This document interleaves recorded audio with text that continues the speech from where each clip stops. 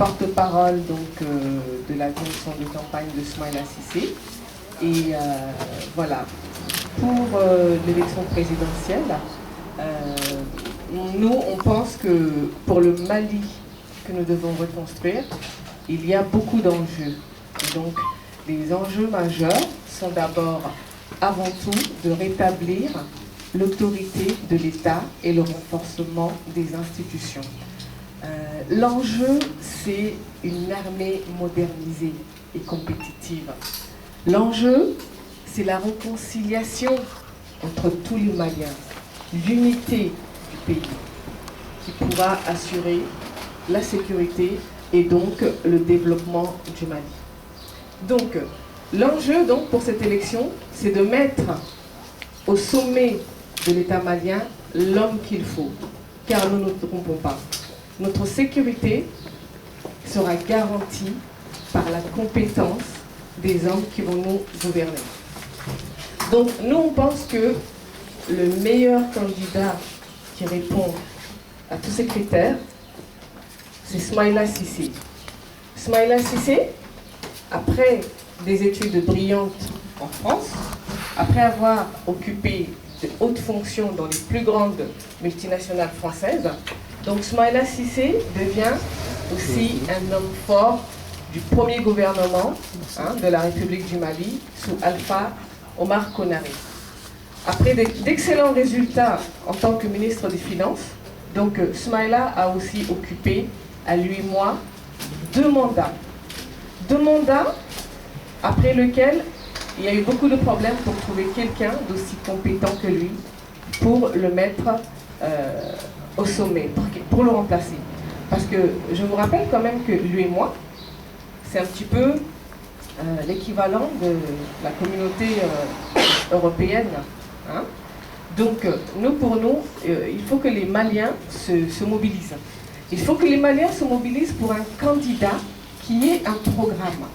Et aujourd'hui, Smaïla Cissé propose un programme de relance économique et sociale. Oui, pendant 20 ans, ce qui nous a manqué dans ce pays, c'est le développement de l'économie, c'est la création d'emplois. Donc Smaïla a les compétences, il a les moyens humains et les relations à dimension internationale pour le développement du Mali. Donc aujourd'hui, mettons de côté toutes les différences, pensons seulement au Mali. Un homme qui va nous donner des emplois, un homme qui mettra en avant la jeunesse et les femmes qui sont avant tout le pilier du développement d'un pays. Donc, Smaïla Cissé, c'est la confiance des bailleurs de fonds. Smaïla Cissé, c'est la chance de pouvoir mettre en place des institutions fortes, des vérifications, des contrôles pour que l'État malien puisse se développer de façon sereine. Donc, par rapport à la question des élections en ce qui concerne Kidal, tout sera mis en œuvre. Smaïla Cissé est pour l'élection, bien sûr, sur tout le territoire du Mali. Alors, attention, en tant que responsable, on entend souvent beaucoup de choses, mais ce ne sont que des oui-dire, car aujourd'hui, aucune preuve, aucun document fiable ne peut prouver tous les oui-dire qui se disent à gauche et à droite. Le seul homme pour le Mali de demain qu'il faut reconstruire, c'est Smaïla Cissé. Pour l'instant, je m'en arrête là. Je ne sais pas si j'aurai encore quelques minutes, puisque si on a... 3 minutes. Bon, voilà, je m'arrête là pour l'instant. Bon, mais... prenons acte. On continue. Et bon, ben, comme je viens de voilà, je crois que ça peut aller. Deuxième intervention. Yélément. Je garde le micro là. Yélément. Et vous signalez que M. Diallo sera impeccable pour le respect du temps imparti. Si vous permettez, juste une précision, c'est-à-dire que les 7 minutes d'intervention, libre à vous de les occuper entièrement. Par contre, il n'y aura pas un report de minutes, etc. Donc si vous avez vos 7 minutes, il vaut mieux les épuiser entièrement Et sinon, il n'y aura pas un report de minutes parce que c'est une question pratique, il faut ne pas trop compromettre le débat. Merci. Pas interrompre le débat. Non, c'est bon. Donc on la laisse continuer cette fois. Non. Alors, je vais vous dire en gros les 5 piliers donc, du programme que propose Soumaïla Cissé. Donc la consolidation des institutions et la modernisation de notre armée. Une nouvelle impulsion de la société civile malienne où la diaspora aurait un rôle capital à jouer, serait un acteur politique public. La mise en place d'une politique de relance et de développement économique en s'appuyant surtout sur le secteur agricole et minier qui constituerait en fait le moteur de développement de toute la région et de la sous-région. Donc, il s'agit de doter pour le Mali de demain, de mettre en place des multinationales, de mettre des unités industrielles de transformation, de moderniser le commerce et de renforcer le tourisme. Il s'agit de renforcer et moderniser notre système d'éducation nationale et permettre la formation de tous. Donc, c'est aussi de s'engager dans la santé. C'est un programme de relance qui est basé sur une conciliation de l'efficacité économique, la justice sociale et la solidarité. Un programme basé sur une répartition et une redistribution équitable des richesses. La jeunesse malienne a besoin d'emplois, pouvant garantir des conditions de vie décentes. Des millions d'emplois sont possibles à travers une gestion par Soumaïla Cissé. Rappelez-vous de la CMDT, rappelez-vous de l'ACI 2000. Donc, Soumaïla Cissé, c'est l'un des hommes forts avec lequel le Mali va décoller. Merci. C'est pas si le temps est parti épuisé totalement. Donc, la parole est à Yéléma. Merci. Mon nom c'est Mamadou Mali Touré, je suis le coordinateur de l'élément Île-de-France, l'élément Île-de-France, Île-de-France, Angers, et puis moi je suis le coordinateur de la cellule Île-de-France. D'abord, je remercie l'association d'avoir organisé ces débats. Et moi, je pense que la démocratie se nourrit des débats d'idées. Je vais vous présenter brièvement mon candidat. Le candidat de notre parti, son nom est Moussa Mara. Il est né le 2 mars 1975, il est le maire de la commune 4, il est expert comptable de profession. Il est associé de l'un des plus grands cabinets d'expertise au Mali, comptable au Mali, il est déjà titulaire de plusieurs ouvrages. Il a écrit 3 livres sur le Mali. Le premier livre qu'il a écrit date de 2006, Pour un Mali meilleur. Le deuxième livre date de 2010, L'État au Mali, présentation et diagnostic. Dans cet ouvrage, il a eu le mérite en premier de tirer sur le sonnette d'alarme par rapport aux faiblesses étatiques, des faiblesses qui ont conduit aujourd'hui la République dans cette situation exécrable. Et enfin, le deuxième livre qu'il a eu à écrire, qui est la suite logique du deuxième, dont le titre est L'État au Mali, solution d'amélioration. En termes, dans le domaine politique, Moussa Mara n'est pas à sa première fois de s'affronter au suffrage universel. Il a eu l'occasion de le faire en 2004, en 2007, en 2009 en tant que candidat indépendant et en 2011.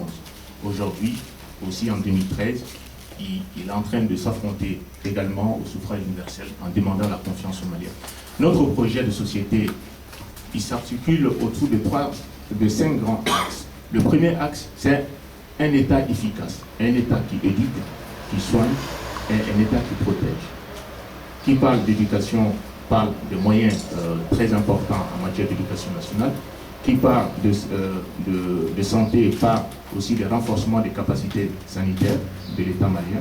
Et qui parle de protection parle aussi des moyens très importants qui seront mis à la disposition de l'armée pour qu'elle puisse faire face à sa première mission qui est de protéger l'intégrité territoriale du Mali, ainsi que des moyens qui seront donnés à toutes les autres forces régaliennes de l'État, à savoir la gendarmerie, la police et la justice.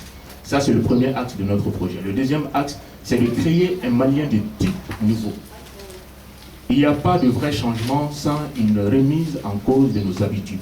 Il faut que le citoyen malien ne constitue plus un corps étranger à l'État. Il doit l'incarner. C'est la raison pour laquelle nous proposons à ce que les Maliens soient respectueux de la chose publique. Nous proposons à ce que les Maliens s'impliquent davantage dans la vie publique de notre pays. Ça, c'est très important. Le troisième axe de notre projet, c'est de créer une société juste, une société qui laisse personne sur le banc, une société qui sera gouvernée par un État qui reste impartial dans l'exercice de ses prérogatives, une société qui permet à chacun de retrouver sa place, nonobstant sa classe sociale. Ça, c'est le 4e axe de notre projet. Et enfin, le 5e axe de notre projet, c'est de permettre la création de richesses. Qui parle de création de richesses parle de donner un moyen important aux entreprises, aux PME, les petites et moyennes entreprises, mais aussi aux très petites entreprises, les TPE, pour que ces entreprises puissent créer des emplois. Une fois que les emplois seront créés, il y aura un pouvoir d'achat, et qui parle de pouvoir d'achat parle de consommation, donc c'est qui va créer la croissance. Et enfin, il faut que le Mali retrouve sa place avec plénitude dans le concert des nations. Il faut que la voix du Mali soit entendue et crédible. Nous avons vu à travers cette crise un groupuscule qui a su mieux communiquer que l'État. Quel plan? Quel État? Alors que l'État est doté de tous les moyens sur le plan de communication pour faire valoir ses idées et ses compétences. Voilà brièvement ce que je voulais dire concernant notre parti.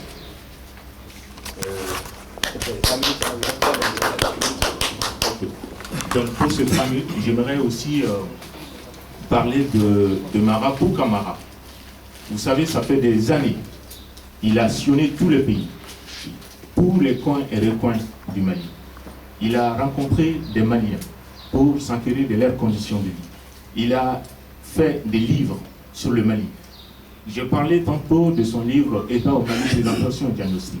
Dans cet ouvrage, il a mis en exergue les faiblesses étatiques, la corruption, le manque de l'État dans certains villages. Le Mali compte 12 000 villages pour une population rurale de 10 millions de population. Donc vous imaginez que ces villages sont en train de se vider parce que l'État est absent, totalement absent. Donc il a eu à faire des propositions dans le 2e livre qui est écrit dans le 3e livre qui a été écrit en 2012 pour que l'État puisse renforcer ses moyens d'action dans ce village pour que le Mali puisse retrouver sa plénitude comme étant un État digne de ce nom. En plus de ça, en tant que maire d'une des plus grandes communes au Mali, Moussa Mara a toutes les aptitudes, l'énergie, l'ouverture au monde, mais aussi l'attachement à nos valeurs qui sont nécessaires vraiment pour diriger le Mali. Je pense que le Mali avec Moussa Mara ne sera plus le Mali d'aujourd'hui. Il incarne le vrai changement. Aujourd'hui, le changement est dans toutes les bouches. Alors que lui, il trace un vrai chemin pour un véritable changement pour le Mali.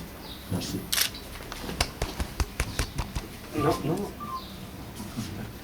Le temps est parti. C'est bon? 3e intervention, UDA. UDA. Okay. À vous l'honneur. Merci.